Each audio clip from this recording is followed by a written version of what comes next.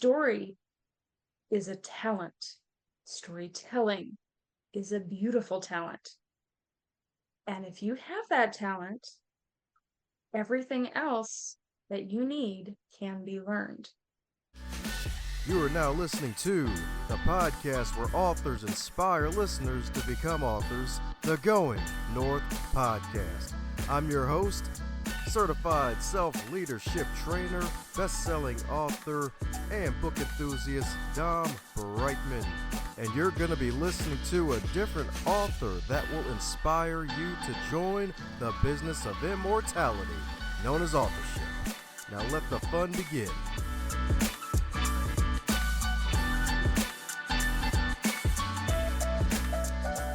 Today's episode is sponsored by the GoingNorthPodcast.com shop.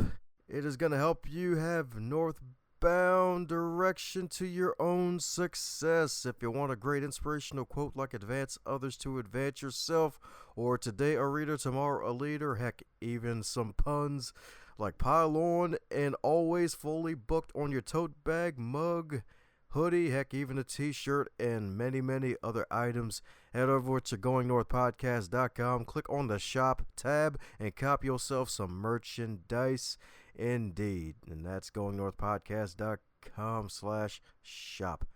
And today on the highlight reel builder for authors known as the Going North Podcast, we got another super special, awesome human for you today, courtesy of Podmatch.com, the wonderful site where podcast guests get to connect with the podcast hosts. And if they're cool, they're in. And today's guest is cooler than two cucumbers indeed. Because let me tell you a bit about her. Because not only she joined the business of immortality by becoming an author, she is a wife, a mother, an editor. Gotta love editors, y'all. That's right indeed. As well as a professor. So make sure you leave an apple on both of her desks, physical and virtual, after you into the view. And also a nature lover, survivor, warrior of truth, and light indeed. So that's right, folks. All the light bulbs are infinitely working forever. So let's give it up for the marvelous and delightful, the fabulous MD, who's not an MD, the wonderful Marinda Dennis. How you doing today, Marinda? Awesome. Thank you so much for having me. Oh yeah, my plum, please and pleasure. So indeed, since we both got on the plum color purple. It is Plum. my jam. Oh, I like the way you think. It's her jam and her jelly. The plums are happy. That's right. It's going to be a great occasion. If you prefer grape jelly, that is. No, I'm more a strawberry myself. Okay. Well, when you come back for round two, I guess we'll have to have on red. Sounds Speaking good. I of, think I can manage. oh, there we go. She can manage and succeed indeed. So speaking of red, I heard you're well read. No matter how well read introductions are, they're not allowed to be 57 minutes point 75 years long. So am I filling in any cavities I may have missed about you, Marinda, since your first time here on the podcast? Well, you got a pretty good overview. The survivor part is long stemming, multiple abusive relationships, having been raped a couple of times. My first stint with writing was actually about childhood rape that I labeled as fiction and got a major writing award with Scholastic for. And the most recent survival aspect was losing my daughter almost a year ago. Ouch, talk about double whammy indeed. So yeah, definitely survivor. My goodness. It's like shoot. It's like you made it out alive with all your freaking limbs, and it's like going through the pain that no one should feel twice over. It's like, hey, if she's able to smile through it all and actually write books about it. So how was that process like? And so sorry for the loss of your daughter since the wounds are still fresh like that. Thank you. The first book that I put out with my company is actually because of that. That was my method of healing. It's Love Lingers Still, and it's a compilation of multiple different authors who have suffered loss in different ways, friends who have passed naturally. One author wrote about her dog that she lost, and it's a braided essay So it can be hard to follow if you don't know that. Just lots of different authors who contributed. One of them was Ellen Meister, which for me, I'm still on cloud nine about that because she is a New York Times bestselling author and she contributed to my little itty bitty brand new company and anthology, which just told me that this was a project that needed to happen. That's what I'm talking about indeed. That's what I'm talking about indeed. So how's the process like? Was this like your first book ever anthology that you spearheaded? Well, I'd say it's the second. I was hired by somebody to do, not even hired, it was more voluntold to do all of Ah, the edits and compilations and, "Oh, I don't like this artwork, so you have to fire this artist, and I want this artwork instead. Oh, no, that artwork's not right, so you have to go back and you have to tell the artist to fix it," and it was just a whole huge mess and headache, but I got through it, and it taught me a lot on how to compile my own. oh, well, there you go. So not complete neophyte. It's like, hey, she already got her round in, so it's right. It's like, oh, it's right indeed. The exhibition already happened. Now the real fight began. That's right indeed. That's right indeed. And she wrangled up all the authors. She had a cowgirl hat on, y'all. That's right indeed.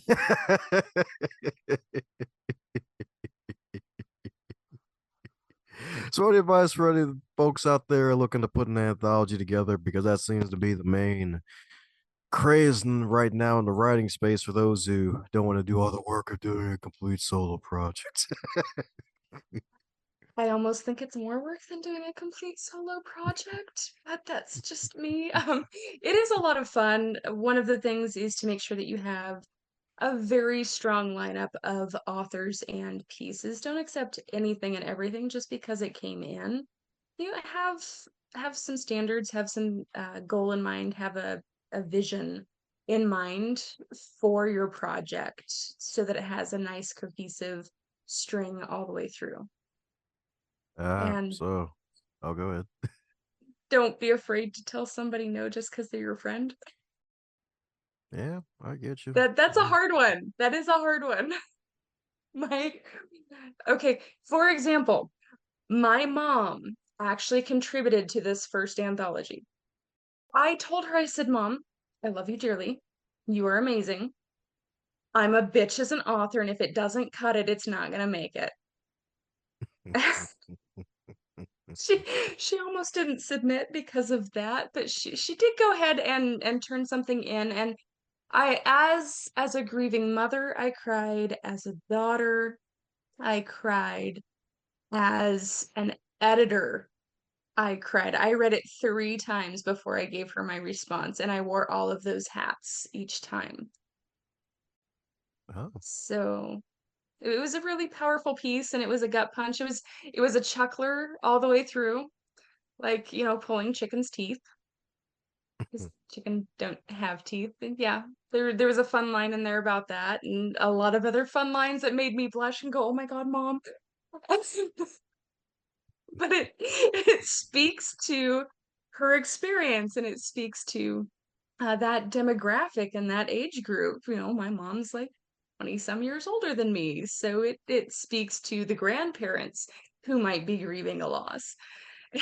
And And then it's a gut punch there at the end, and that's where the crying came in, and because it was so unexpected and it was so hard, it was very powerful, and so it did make it in. that's what I'm talking about indeed. So, did your mom ever sigh of relief when she said, "Yeah, I'll put the story in the book"? No, she said, "Well, honey, I wrote that just for you." I said, "Mom, I got my talent from somewhere. This is obviously where I got it from. You should be writing more." So, hopefully she'll contribute to this next one, but I haven't heard yay or nay as to whether or not she will. She's like, my offspring said it was okay the first one. The second one might not be so lucky. Like, let me just stave off of this one. Well, that's how it is as an author, though. You get the joy of acceptance, but you have that fear of rejection. And somebody once told me, Make yourself a little check mark box and just check off 100 no's. Because if you can submit something to 100 different places and get told that many times, you grow a thicker skin, but you're also going to have a yes in there somewhere. So make a goal to have 100 no's. There you go. So you're saying we all should have a bowl of oatmeal of skin. That's right, indeed. Nice and thick. Yes, absolutely. And sprinkle a little bit of cinnamon in there because everybody needs a little spice in life. That's what I'm talking about, indeed. That's what I'm talking about, indeed. So, my goodness, you're also a professor too. So, how does that play a role in your writing? Because I believe you got a double master's writing, fine writing, if I'm not mistaken, right? I have a master's in English, an MFA in writing, and I'm working on a doctorate degree as well for English pedagogy.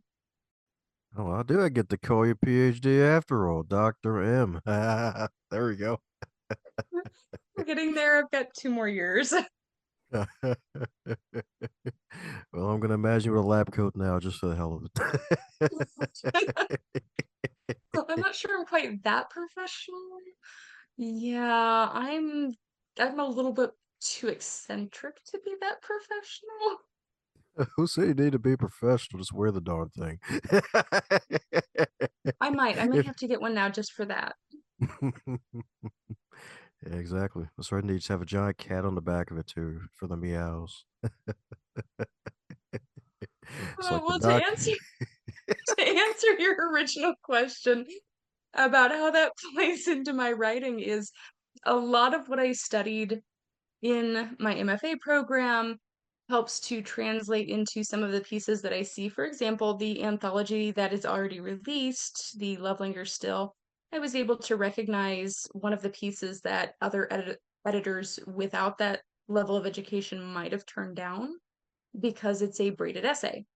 And another one that also might have gotten turned down elsewhere because it is a prose poem, and not all editors know what those are, know how to spot them, and know the value of them.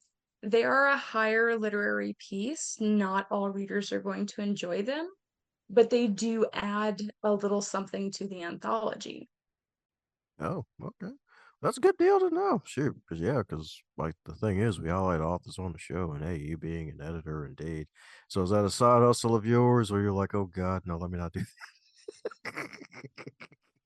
I take on the authors that I choose. I have one I absolutely love, and he is incredible.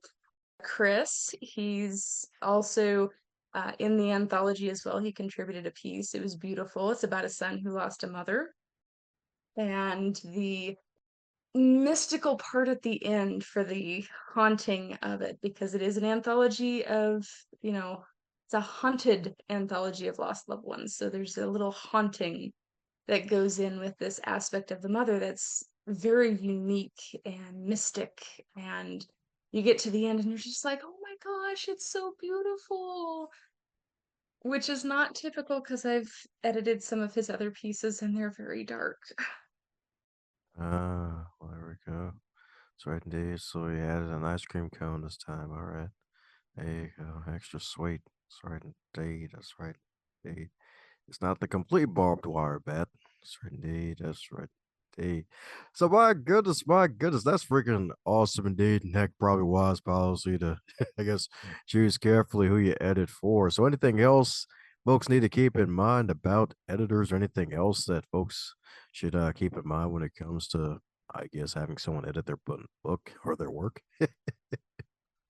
I would highly recommend researching your editor. You want somebody who is on par with your vision, who understands what you're trying to accomplish, uh, who enjoys that genre because they're going to give you the best feedback if they enjoy that genre. For example, I have a novel that'll be coming out in the next year or two, and I hired an editor, and I absolutely loved her from the beginning. I've been following her for a few years. I have a few of her self-help books. Rosenfeld, she's amazing. absolutely amazing. And she did the work for my thriller novel. I'm not quite sure on the title yet. I'm this close to the title. I'm thinking No Easy Way Out. It is a psychological thriller about a woman who is escaping an abusive situation, and there may or may not be shots fired there at the end. And she gave me such great feedback, but she loves women's fiction. And she's a strong proprietor of strong female characters. So I knew that she was the right pick for that particular project. Ah, me lucky indeed. Me lucky indeed. And it's so right too, because it's like, hey, when you can find someone to edit your stuff, make sure it's in the genre they actually enjoy. Because God forbid you try to get a self-help book edited by somebody who despises self-help. Yes, definitely research your editor before you hire. It's so important. They may be amazing at their job, but if they're not into the genre, they're not going to do it justice. Yeah, exactly. Exactly. They might throw a cactus reference in there for no reason. You never know. Even though it's not going to make it to the final print, you'll probably be thrown off like, where does this cactus come from? Something like that. Yeah, yeah. I've heard of nightmare editors before. I've seen a couple of people who've used someone who does not have editing skills. I did editing for one project, and they decided they didn't want me to finish the project, and you can tell the parts I did not edit. Yeah. Yeah, I guess they were mad at the first ever edit. They probably had PTSD from when they failed English. If they failed English. I am one of those, if you want everything to be on par with your grammar, this is where you're sending it because I will catch your little comma mistakes. I will catch your semicolon mistakes. I will catch it when you have a dangling participle. I will catch when you are using the same word too many times in a book. I will actually make a document that has your author tells, hey, you used this word 700 times in a whole novel. I will do a find. I will do the control F and I will look for that word. I have done that to authors before and I'll be like, so before you send me another project, look for these because these are your tells. And you tell them about it. I'm a bitch as an editor.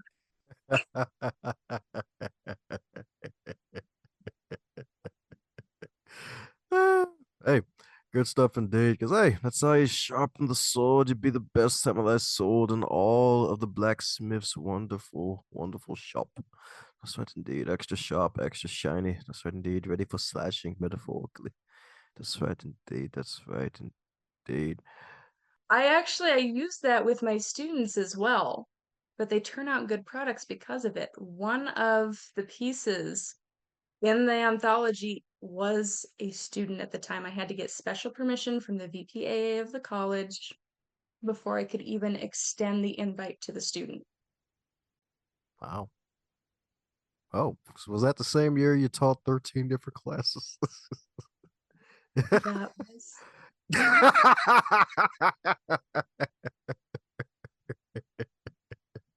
yeah, you caught me. Uh, I don't like emotion. I lost my daughter, and so I threw myself into work. Lots and lots and lots and lots and lots of work. And on average, how many kids per class? 20? Yeah, somewhere up to 30. Oh, well, there you go. So that was Yeah. Sparta. That was I had Sparta almost, indeed. oh my gosh, I had almost 300 students that term. Yeah.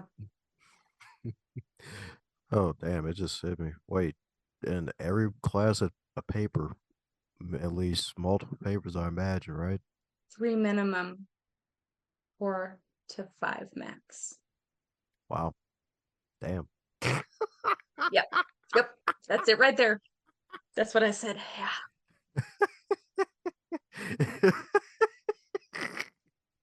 Did your glasses have to be thicker lensed after that? I didn't have glasses before that. Oh, damn. I had the LASIK eye surgery. Oh, damn. Yeah, yeah, yeah. This is just for at the computer now. They are prescription, but they are blue light. I had to get them to help abate migraines.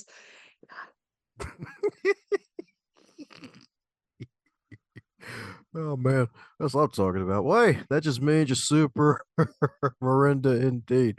Hashtag mighty Marinda. You love to freaking see it indeed. So my goodness, so being able to throw caution to the wind and focus on your work like that and helping students to become the best wonderful students in the land and have perfect English to take them from copper to gold. Like my goodness, any lessons learned from that period and that ordeal where you because what's the average amount of classes a professor teaches? I guess depending on the university, what is it, like four? I imagine maybe two. Or so I was teaching as much as three full-time professors plus one. I Yeah. learned time management skills like you would not believe. I learned organizational skills like you would not believe. I learned that you make the announcements at the start of the term for the entire term. You have them scheduled to go out so that you don't have to worry about that because you will always, always have at least three student emails a week per class. Three times 13, that is 36 emails you're having to answer. And some of them weren't easy. I had just lost my daughter to suicide, of all things, and I had three students reach out to me throughout that term and say, I need an extension on my assignments. I just lost a friend to suicide. This is the Mm, hardest email to have to answer at that point. And I had to save space for those students, and I had to be mindful of those students, and I had to be there for those students. And some of those students chose to research suicide because of that. So now I'm reading papers on this topic that I was trying to avoid by working this many classes. But that didn't work so well. So I think what I really learned is that there is a real mental health crisis going on in our country, and it is devastating our youth. And they're feeling it on multiple levels, either personally or because they're seeing a friend or a family member go through it. And they're crying out for help. And I found that one of the ways they do that is in their writing. And they can get it out if they have the right help. And they can express it, and they can express it in such a way that is beautiful and poignant and incredible. uh, definitely one of those no escape moments indeed. And you're so darn right because actually one of our past episodes, at least earlier in 2013, had I guess in a way she would actually be she would consider herself a student coach as opposed to just a tutor because she would try to get him some mindset lessons too. And sadly, yeah, you're so right. And she's up in Canada too. And it's kind of like a whole worldwide thing where a lot of kids are dealing with mental health issues and dealing with the aftermath of going through a worldwide pandemic trapped at home. And some folks trapped for longer than others and missing 2 years of those good old developmental years where it's like, oh, middle school. The middle was really sixth grade. Welcome to high school. Forget those other 2 years you had. You just were staring at a computer. Yeah, Yeah, your middle was extra short, buddy. yeah. It's very true, and it is hitting hard in a lot of ways, and we're seeing a lot of repercussions that we may not have seen. And it's on the rise, and it's an increase that shouldn't be increased. The softball team here in our town did a presentation on suicide at one of their games. And one of the statistics that they found just absolutely floored me. 49% of youth in this state need mental health access and don't have it. 49%. Wow. Ugh, That's that's such a huge. high number. Yeah, that's definitely a high number indeed. So my goodness, so sadly, losing your daughter to suicide and then having to read papers from kids who had lost their friends to suicide. My goodness, any, I guess, words of wisdom, encouragement, or anything for like adults out there, heck, maybe even, I guess, college students who maybe even listening to this podcast of anything on how to move forward a bit? Because I already know it's not going to be complete. Like, there's no real concrete answer to a question like that. I don't know that there's any way to answer that because it's so different for everybody. I'm in a mom suicide support group for mothers who have lost children to suicide, and everybody grieves different and everybody moves forward differently.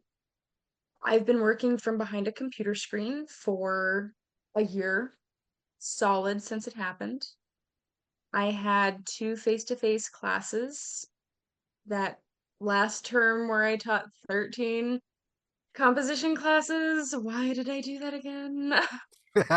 And Ouch. um, I found it really hard to be around people, but so very necessary. So those two classes that were face to face, they were my grounding agent because I was able to see people. And there were moments where it was just getting through the day, and there were moments where everything stopped and stood still, at least for me. The rest of the world kept moving, but it's like I didn't during that time. And then I'd emerge from that moment of grief and I'd be like, what just happened? Where did the time go? Because I was busy trying to process some grief. Maybe I read a heavy paper, a student paper about a grandfather who tried to commit suicide. And yeah, a grandfather. This was a young teenager who was writing about this. It's not just hitting our youth, it's hitting everybody.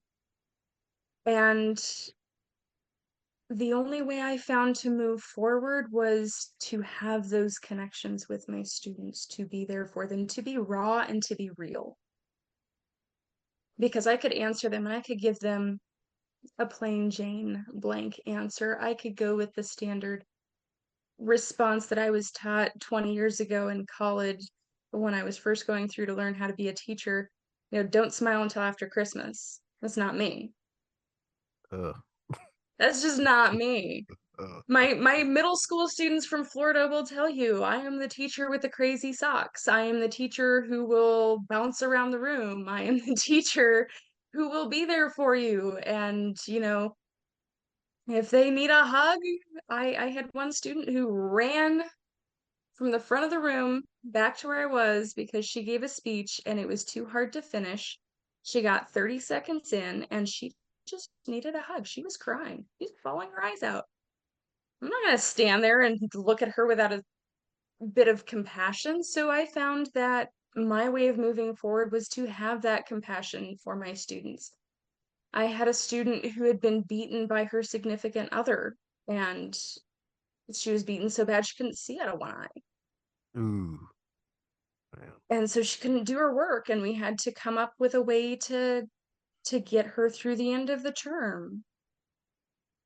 You know, I found being there for others was how I moved forward.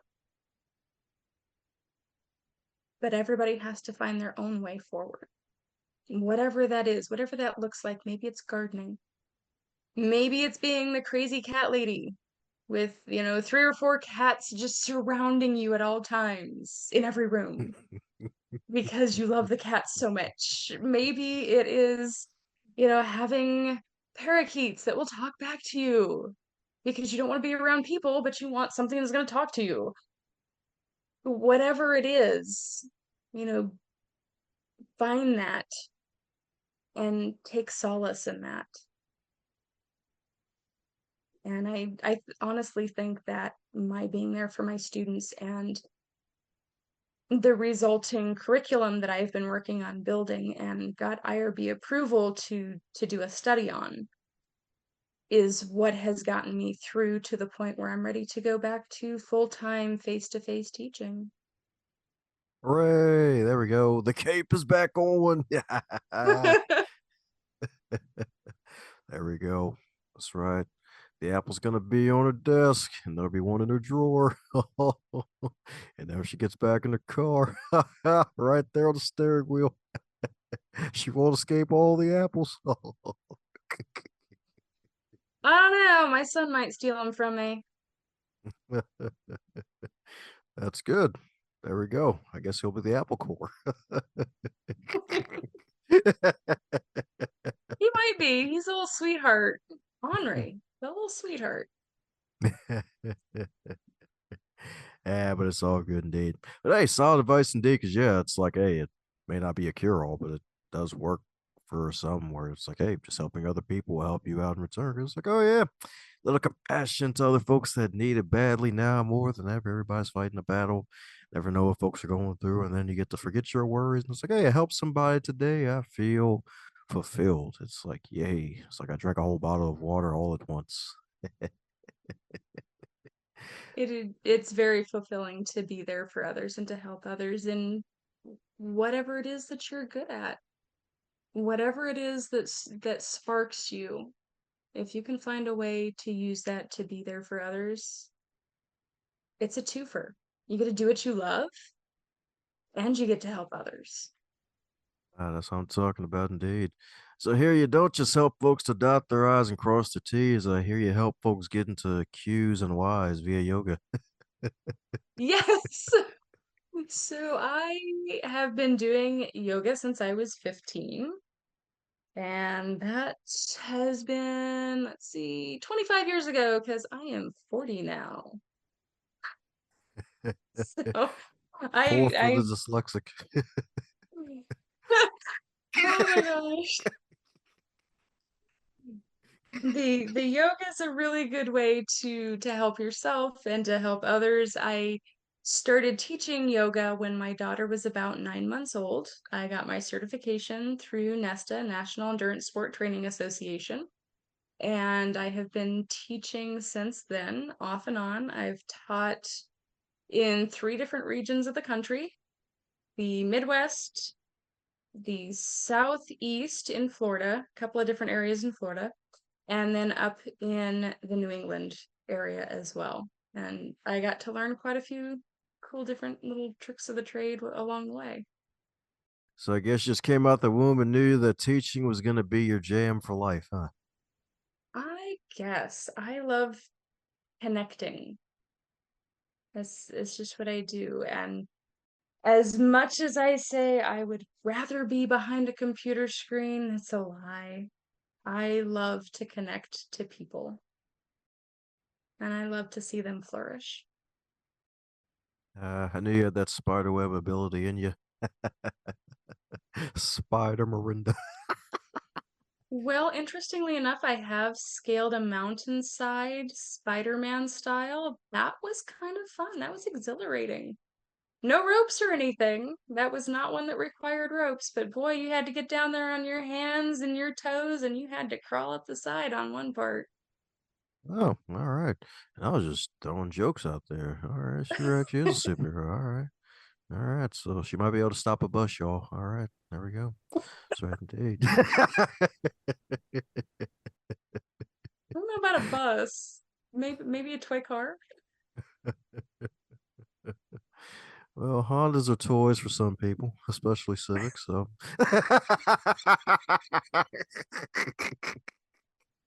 I can't say much. I used to drive a little toy Prius, this tiny little thing. hey, those things are good on gas. I don't blame you. Shoot. Oh yeah, they're way good on gas. Not so good on mountain roads, but they're good on gas. Uh, that would have been a hell of a great transition, but I'll save that in my head. I'll probably forget it later. But anyway, so my goodness, so with teaching yoga and English and helping folks to stay fit, what would you consider your big 3 lessons learned from being a teacher all these years, helping folks to discover the next best version of themselves? The 3 things I've learned. I think the biggest and maybe this is just the author in me talking. Everybody has a story to tell, and it's worth telling. The second one would have to be that everyone's going through something, and you need to save space for them because of that.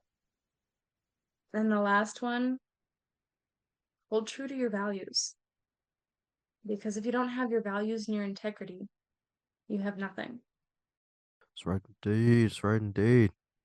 That was a softball one for you. She ain't take no time with that one.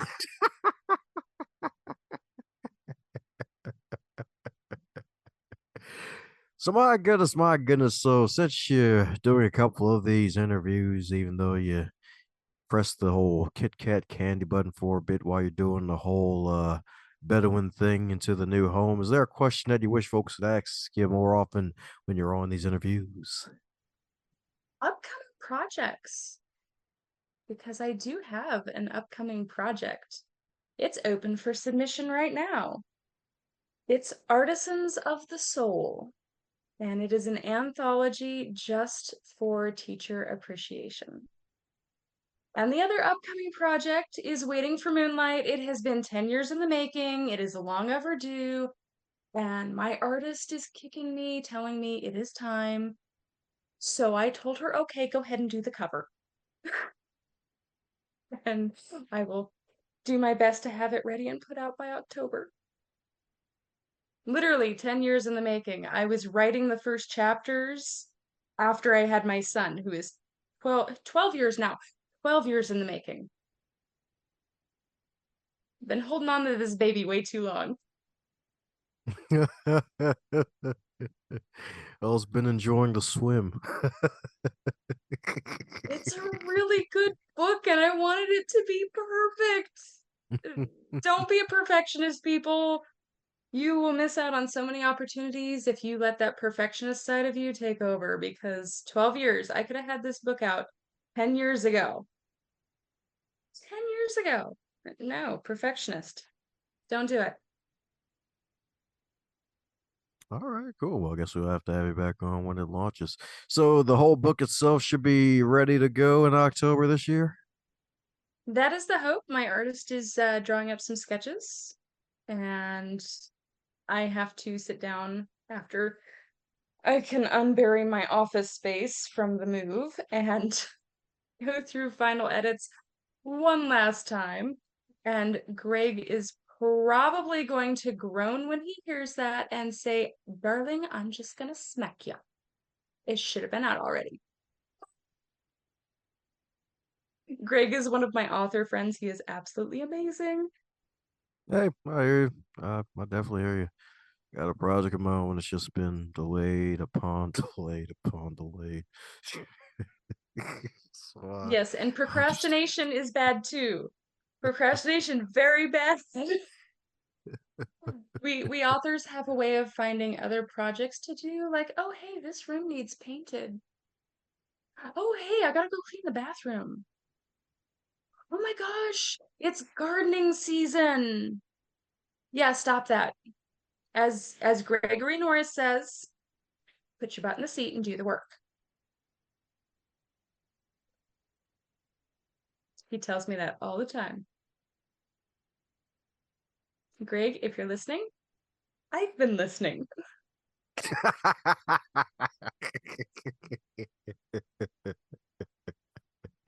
That's right, indeed. So, will you talk to the AI machine at all for any future writing projects?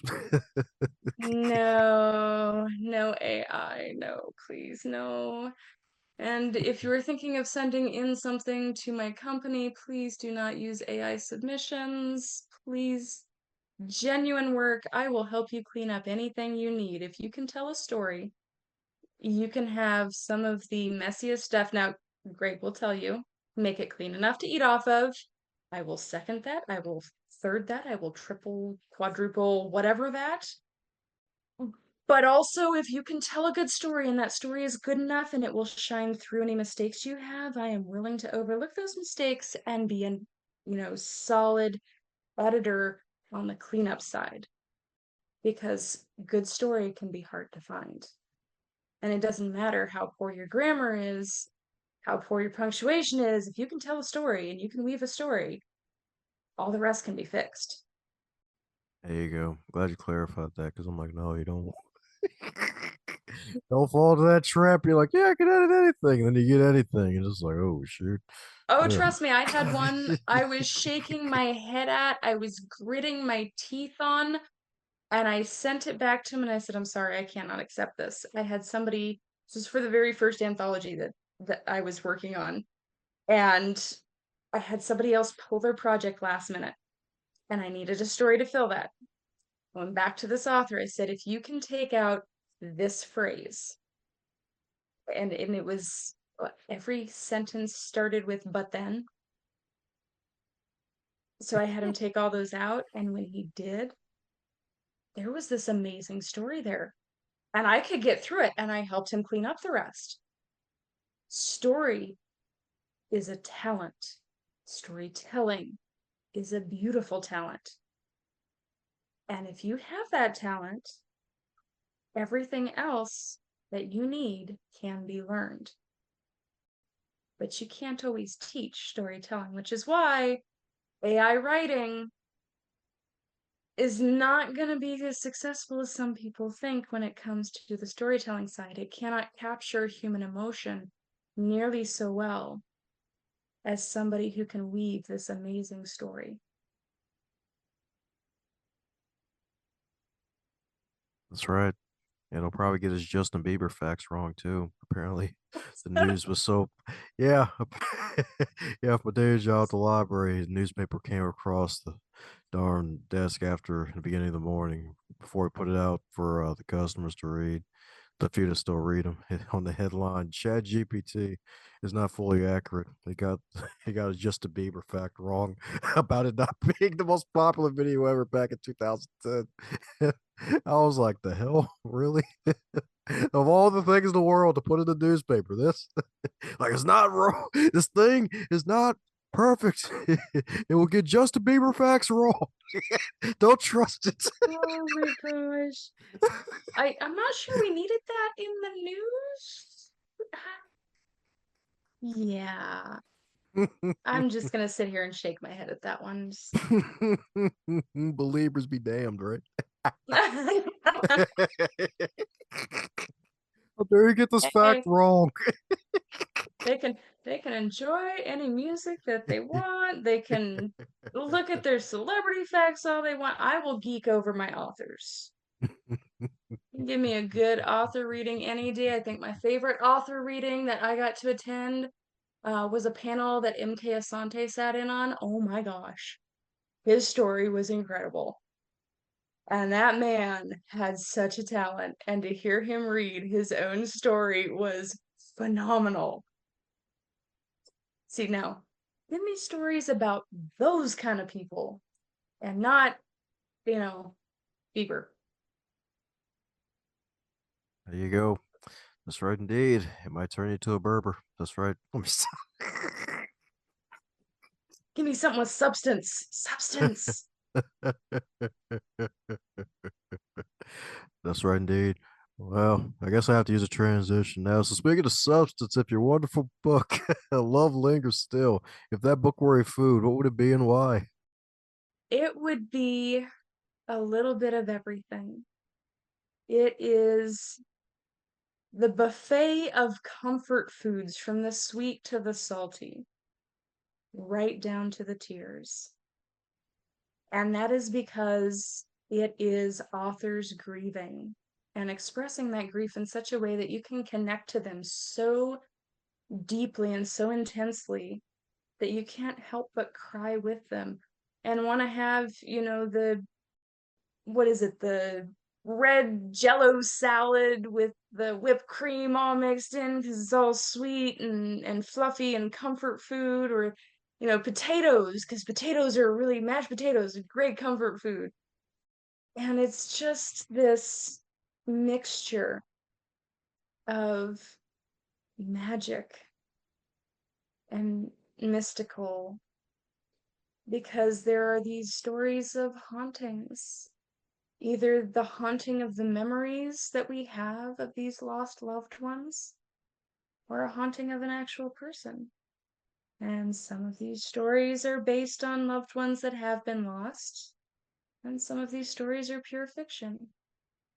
And some of them are incredibly fun and lighthearted and this beautiful ray of sunshine at the end. Oh my gosh, Sarah's piece. I loved the ending of Sarah's piece because it lifted my soul so much. And then you have other pieces that again, just this little haunting of memories. Greg's piece, Gregory Norris, submitted a flash fiction piece that was this little bit of healing that was just needed. And I love to revisit that piece. And you have others that are such a gut punch that you sit there and you relate, especially if you've just had a loss. You relate so much. Quantre's piece, I related to a lot just a few weeks ago when I went out to my daughter's graveside and I got to see her headstone that they had just placed. And the ending of his piece came to mind as I laid over the top of that headstone and cried because it was so relatable in that moment. I think that this is an anthology that's there for every stage of grief that you have because every piece is so different and every piece is a different aspect of grief. And grief is messy. Grief is all over the place. There may be these different stages, but we don't grieve in this exact order. We hop around and sometimes we revisit one stage and then back to another, and we just keep going through them and it almost cycles around. And so this anthology almost encompasses that because of these different stages that each of these authors was in when they wrote these pieces. Ah, beautiful indeed. Beautiful indeed. That's right indeed. It's all you can eat buffet. That's right indeed. All you can eat comfort food buffet. That's right indeed. Your waistline will expand. That's right indeed. That's right indeed. That's right Well, only indeed. if you're eating the snacks and the comfort food while you're reading. That's right indeed. And then the book will be reading you. Maybe.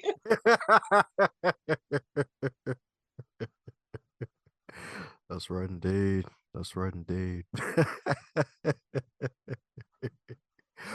Woo. Well, we're coming down to the magical question that every guest gets to receive. And that is if you wake up tomorrow and you were 25 again, but you're still in the current year. What advice would you give to yourself?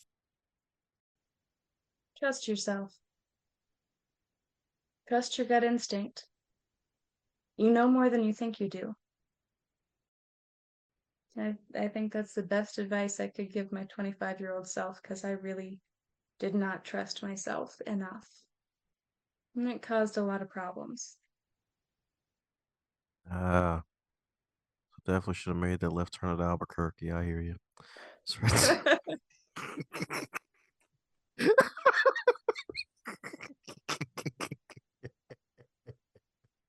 Yeah, don't worry. I didn't see it coming either.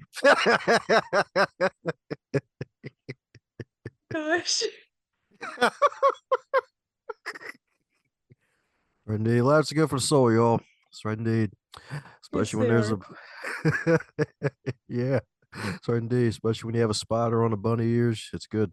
Bugs will be proud of his bunny. Oh my gosh. I remember the bunny ears on the TV. I remember being part of the bunny ears on the TV. There you go.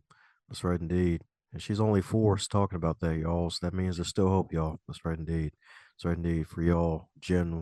What's after Gen Z? Are we starting back at Gen A now with all these letters?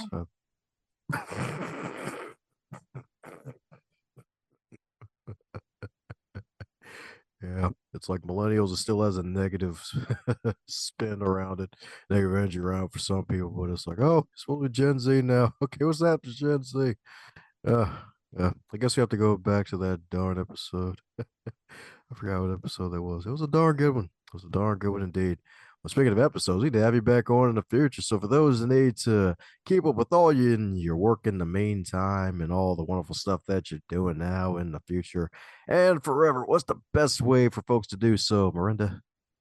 Energy Threads is my website, and that is how you can reach me. You can also reach me at energythreadsllc@gmail.com. There you have it, folks. So reach out to the mighty Marinda. Check out her site. We're gonna put a link to that in the show notes. That way you can cop some copies of her books and share with your friends, family, cat, dog, penguin. Heck, even share with a kangaroo that has a camel hump on its head as a turban. It'll be freaking amazing. Indeed, indeed. So that way, that wonderful book can make it across the desert indeed. Because love lingers still and it lingers on a kangaroo's head as a camel hump indeed. That's right indeed. Because that hump has water for your soul, y'all. That's right indeed. That's right indeed. And the hump is on the kangaroo's head by an energy thread indeed. That's right indeed. That's right indeed. Well, before I go any deeper down that rabbit hole of whatever the heck I just said during my used car salesman bit, any parting words before we close up shop, Marinda? I think the best parting words I have is to be true to yourself. And like my brand says, find your love, your healing, and find you. If you're hearing this part of the episode, that means you're one cool individual. Thanks a bunch for tuning in, and if you enjoyed what you heard, be sure to share it with at least one other person in your network. Bonus points for 3. And be sure to check out the backlog too while you're at it, because there are hundreds of wonderful episodes to choose from as well.